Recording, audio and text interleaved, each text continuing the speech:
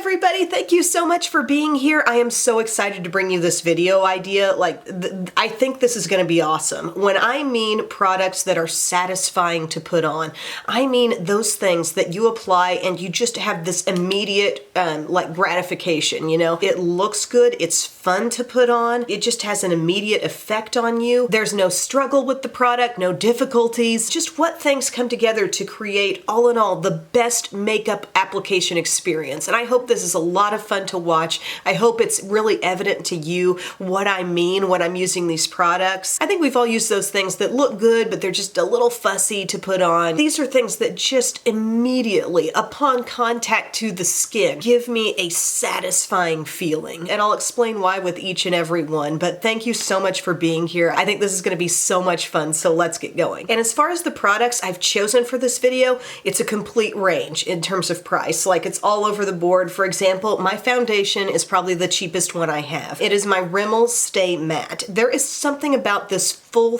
coverage matte foundation that putting it on is just so satisfying to see the amazing coverage that you get out of it. And I really love doing that with the Beauty Blender. Like, something about this sponge dampened, it cuts into that thick moussey texture of this product in just the right way, and it ends up looking so great and even. And by the way, can a girl get some lip balm up in here? I am dry. My hands are dry, my lips are dry, everything's dry. Okay, so I wear this in the shade Light Buff, and we are going to get out, I'll show you exactly how much, that much product, a large pea-sized amount. And we start just smoothing it over the skin, okay? This is the way I like to do it because it definitely makes sure that certain areas of your face get that product, the areas where you need it most, and then it's just a matter of blending it in. Actually, cancel the large pea, return it for a medium pea because I had a little extra there. So then I just take the butt end of my Beauty Blender and look at the enjoyable, wonderful, just beautiful coverage that we get out of this just immediately.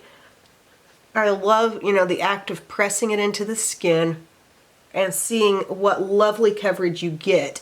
And yeah, I would say there is something extra satisfying about it being such an inexpensive product, coming in at just under the $5 mark, and it can give you this kind of coverage. Now, it's a little tricky for those who are on the super dry side, I think, this kind of a product, because it does have a little thickness to it. But I think it can be worked with. See, I moisturize the heck out of my skin underneath, which I think is necessary, and then the application with the Beauty Blender I think is huge because it does cut into that mousse-like quality just a little bit.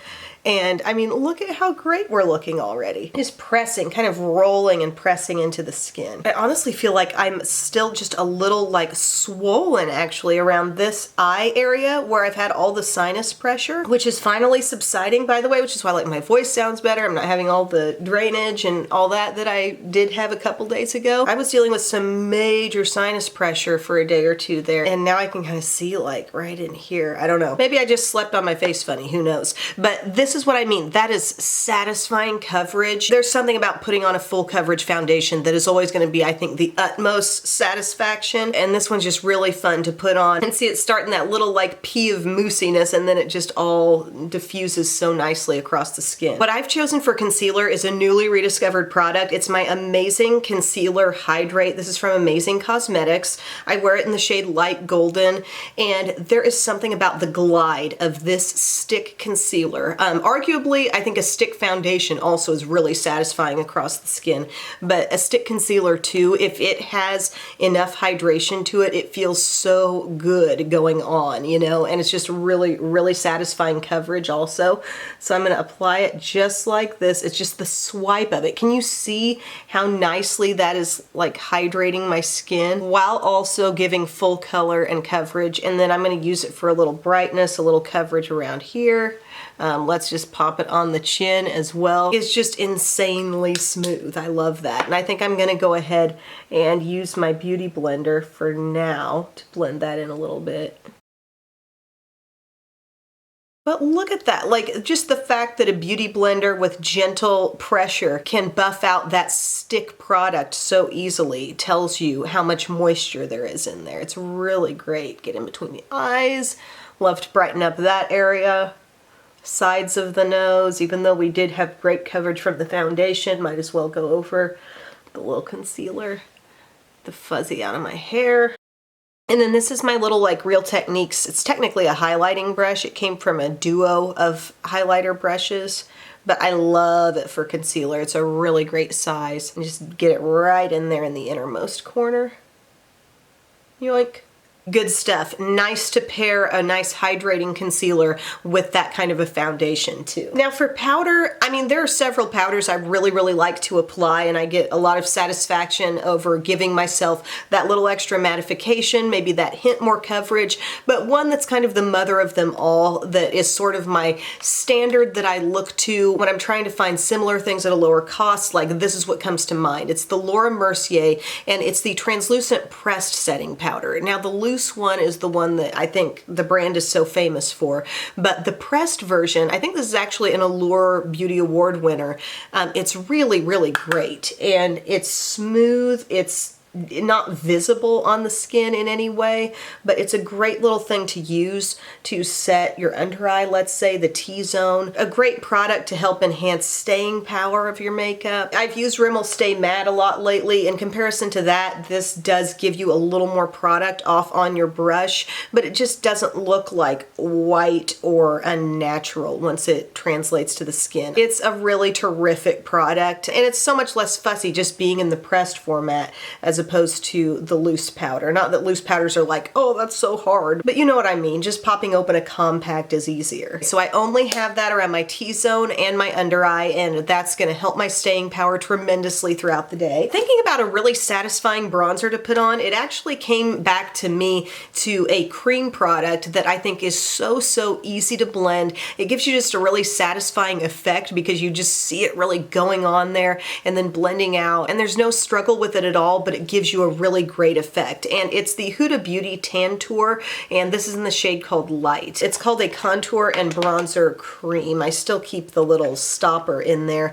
Maybe that's what's helping keep it really, really creamy. I'm gonna go ahead and use this RT Go brush. I think it's a perfect size, and you can just dip directly into the product, and look how, you know, the streak on your skin is gonna be very, very evident, right? But then look how blendable it is, easily blendable.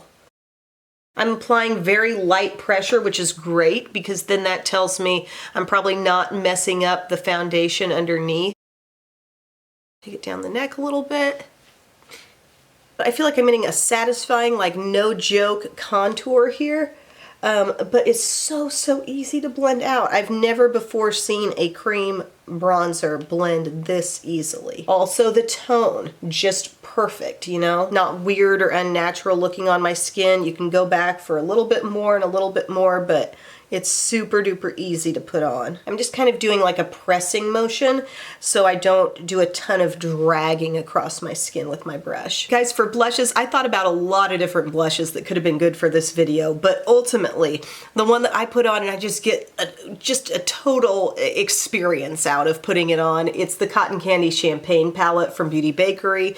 The glow from these blushes is so beautiful. They're all 4 glowy shades. It might be fun for me to go through and try to dupe these shades perhaps, but there's not sparkle, there's not like a loose glittery element to these. There's just a beautiful sheen, and I couldn't pick a favorite color because they're all just amazing. I think I'm gonna go for this shade right up here today, 24-hour Champagne Diet. Get a little bit on the brush, nice and even, and then tap off the excess, and then look at what we end up with. Beautiful pigment. Okay, there's no question about the color here, but there's also a glow that comes off of it as well. That's just amazing. Just the gentle sheen from these blushes. It's so pleasant, it's so beautiful. On top of this very matte look, and then we've got this beautiful juicy cheek. Oh, I love that. I'm never gonna put this product on and not have like a freaking reaction to it. You know, I love it. For highlight, I really struggled because I've got a creamy highlight that I always love the look of, but the application, you know, I don't know that it's that like satisfying to put on. It's fine, but it's not like something where I over the top feel like, oh, that's just a great experience to apply. This Found Radiant Illuminating Drops, that's what I'm talking about. Like I slept on this and I thought, well, we'll see how I feel in the morning. But ultimately, I think It's hard to argue with a highlight that you apply with a brush and you just are able to sweep over your cheeks and say, wow, that glow, you know? And so I'm talking about my Milani Afterglow. I have it here in a mini. I feel like it's gonna last me forever because I use so little every time, but it's the Strobe Light Instant Glow Powder, and you just get a little bit on your brush. I tap off the excess and look at just the beautiful glow that makes you think, is she dewy? Is she just walking around with perfectly like hydrated, lovely, supple skin? Like, I don't even really like the word supple. I can't believe I just said that. Look at this. That's just a lovable product every single day of the week, absolutely. And this is necessary when you are using, you know, these matte full coverage foundations. You need to make sure you're going in with something like this, all the way up to the forehead, hit that temple area with a little bit of glow, because it just changes the game of your whole look. We'll even get the Cupid's bow, my dry old Cupid's bow. Okay. Setting spray, another difficult thing because there are different scents that I like, there are different mists that I enjoy, but one that tends to combine it all in terms of a great scent, a good sprayer, a nice glowiness to the skin, but also I think increased staying power. I would have to say the Mario Badescu. I really like the different scents that I have. One of my favorites is this aloe, chamomile, and lavender. I think we can all use the calming and the soothing, can't we, right now? So I'm gonna put that on. So good. And look, I feel like it's taken the edge off some of the powder. We've had a lot of powder steps happening right now, but I don't look too wet, you know. I think 4 to 5 mists is just about perfect for that. Next up, we're gonna do some brows. And I think a product that for me personally is very satisfying for my brow application is actually a pomade called Tattoo Studio from Maybelline. I use the ash brown shade, and I've talked about this a whole heck of a lot. I've kind of gone back to some pencils here lately, but ultimately, I think this is more satisfying to put on than a pencil, although there's a bit of a learning curve to it. Like, I think you got to realize, okay, I get some pomade on there, I need to be flipping to my spoolie side, make sure I'm working that through nicely. But the overall effect in the brows is very, very nice and even and a perfect tone for me. Sometimes I'll use a pencil and I'll be like, okay, but you missed a spot. Like this, I feel like it's harder for me to miss a spot. Also, I like that it's not as goopy and just creamy and wet feeling as like my ABH, dip brow. It's just got a little more thickness to it, and that works well for me. I think once you're used to it, it goes on really easily. I just think with any pomade, you got to be ready to utilize the spoolie side, you know, the side of a brush that has no product on it to help things through.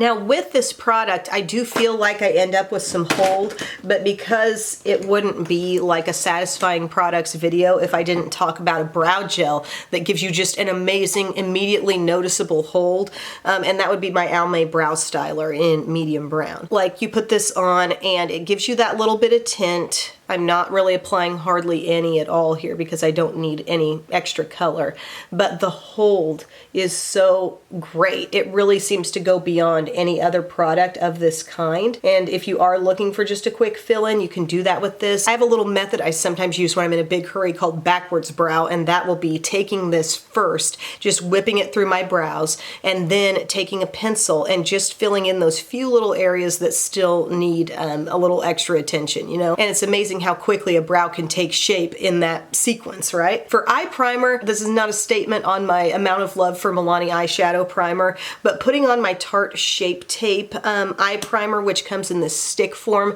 this is really satisfying to me because look, it just like goes over the lids and kind of blanks it out just with a swipe over. And how is that not satisfying? It's really great. And then I just go over it with my finger and dab, dab, dab, and I feel like doing that, not just leaving it at the swipe, but dabbing over it, picks up any excess. Because I do think it's a fine line with eye primers. If you get too much on there, you're gonna practically defeat the purpose and you will have creasing. You know, if you've got too much creaminess, too much goop, it's gonna start collecting in your creases. So you've got to remove the excess. For eyeshadows, I know this is completely personal opinion. I completely understand that not everybody's gonna feel the same way as I do, but to me, nothing is more satisfying than a fully matte, perfect looking eye, like kind of a classic fully matte eye. To me, that is the most like perfect looking thing, and that's very satisfying to me. To do this, I thought I would pull out my Grande Pro 1 from Viseart, because this is a great palette and I haven't really used it very much lately, but that's what that looks like. But we're gonna be using basic shades, so pull out whatever you want. I'm first going to go to the crease with sort of a medium warm brown. And we're just gonna get that going right here in our crease area, all the way to the inner part of the crease, inner to outer, back and forth, back and forth. In a shimmery pop, I mean, don't get me wrong, there's some fun to put on shimmers. There's some really satisfying like cream shadows I could have picked. I get it. There's more than one satisfying eye look out there, but a really nicely pigmented, fully matte eye is just something I think is so, so beautiful. So what I mean by all the way in is I'm trying to take it to as far as my crease goes, you know, even though that's kind of a harder place to hit right there. Still using the same shade, just building up slowly. Next, I'm going to just deepen up that crease a little bit more. I'm going to go to the shade right next door here, so a little bit deeper, more neutral brown. Got a lot off on my brush there, so I'm tapping between the eyes. Just let that work into the crease. Then staying right there in that top row, we're gonna go over here to this dark kind of, gosh, it seems like a brown that's got some burgundy mixed in. And we're gonna tap that on our outer corner of the eye. We're really paying attention to the lid area at first, and then once we can see that we've got it on the lid, we can flip our brush so it was like this, and then I'm turning it and letting some of that shadow that's still on the brush hit the crease. That's what gives the look kind of some continuity, you know, so it's not just like this shadow here, this shadow there, but you know, things that are on the lid are merging in with what's in the crease. Now once you do that, you're going to go back with your blending brush, the same brush you've been using all along for crease stuff, and help those shades come together there in your outer corner. And if you want like a really big, you know, a dramatic eye, instead of just keeping that step with the flat brush confined to your lid, you know, take it out this way, pat it out and create whatever shape you ultimately want it to be. And then you can go back and blend the edge with something like this brush. Then we're gonna kind of baby step our way to a light shade on the lid by going back to more of something medium, so like the shade we started with in the crease.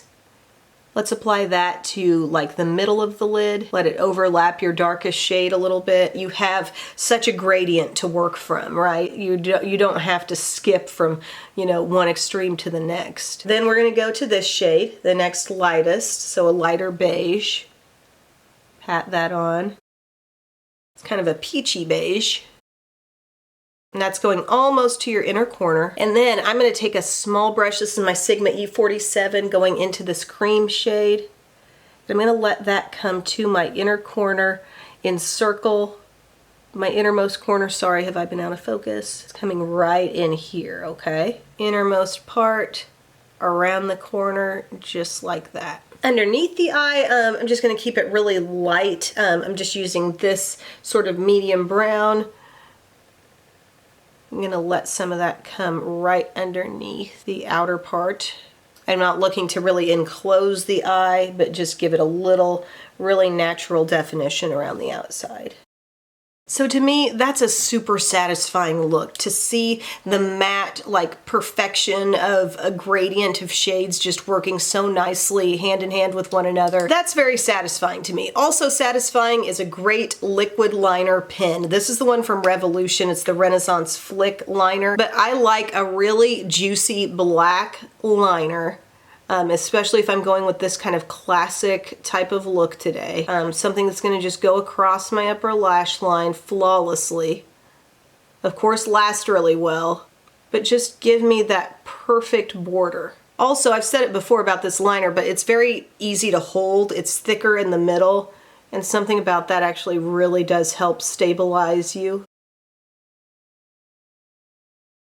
So as you can see, as we've gone along, I think a lot of what makes a product just really satisfying to me in the application is seeing an immediate result from it and not having to fuss around with it a lot to get there. So when we're talking about mascara, the IT Cosmetics Superhero is definitely one that comes to mind as something that I can pop on. I know it's going to build up so quickly, and that's really satisfying to see, right? Especially if you've got lashes like mine that can really use some help. Putting on a mascara that can give you that quick boost is just super satisfying. And then I think we are going to do some lashes today, because is there a better like cherry on top to an eye look, if you got the time, than just popping on a beautiful set of lashes? That's very satisfying to see. Am I about ready for a new tube of this superhero? I might be, but you see what I mean. I develop great length just immediately.